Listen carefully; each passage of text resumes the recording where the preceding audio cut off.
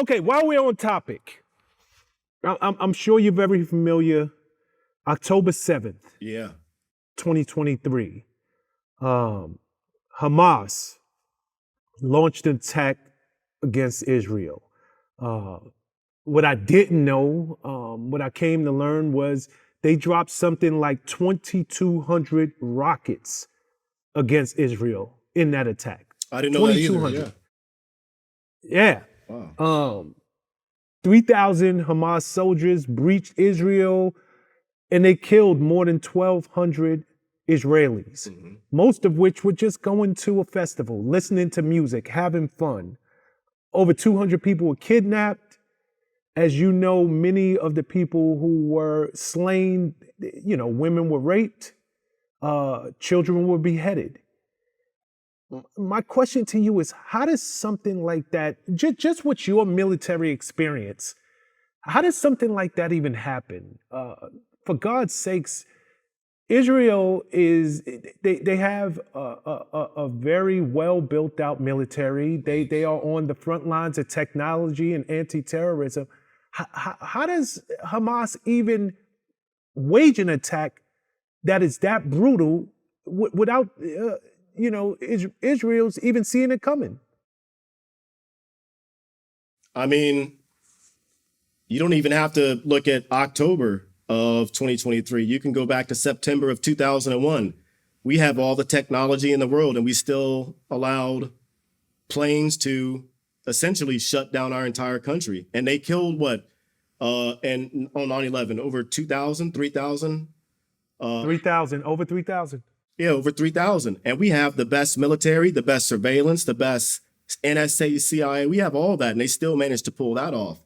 I don't think it's so much about the technology and the militaries we have. I mean, that's to fight off people who are trying to invade our country, traveling over the waters or the ocean or whatever.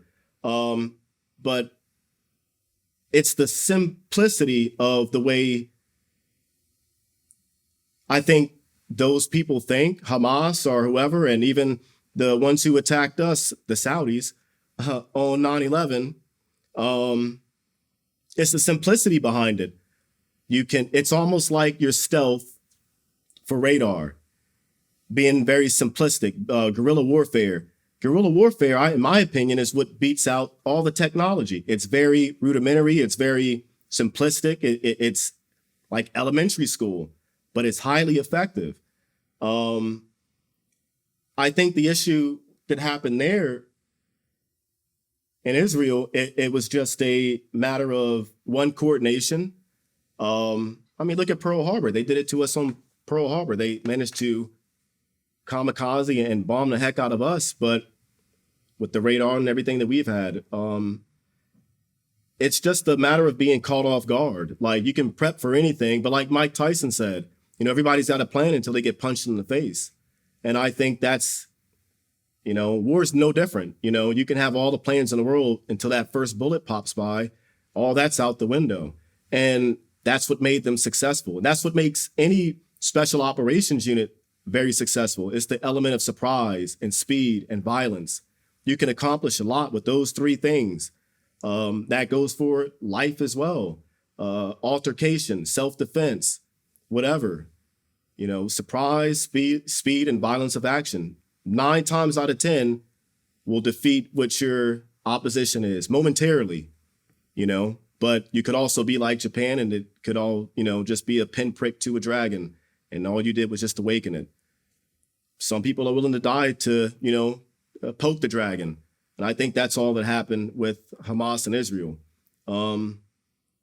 What they're fighting for, I don't really have an opinion on it. I do, but I don't. Like, dude, I'm like numb to war, I see everybody like, they oh, this happened, they're doing this, they're doing this. I've seen that 10 times over. I've seen that, just numb to it. I've seen dead kids, I've seen dead babies, seen a lot. I've also seen the tragedies of what our bombs and our missiles can do, to innocent families and civilians. I mean, how many not bashing our military, but I mean, over 1 million people in Iraq died, civilians. Over 1 million.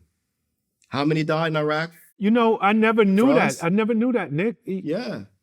Over 1 million. Over 1 million civilian casualties? In Iraq.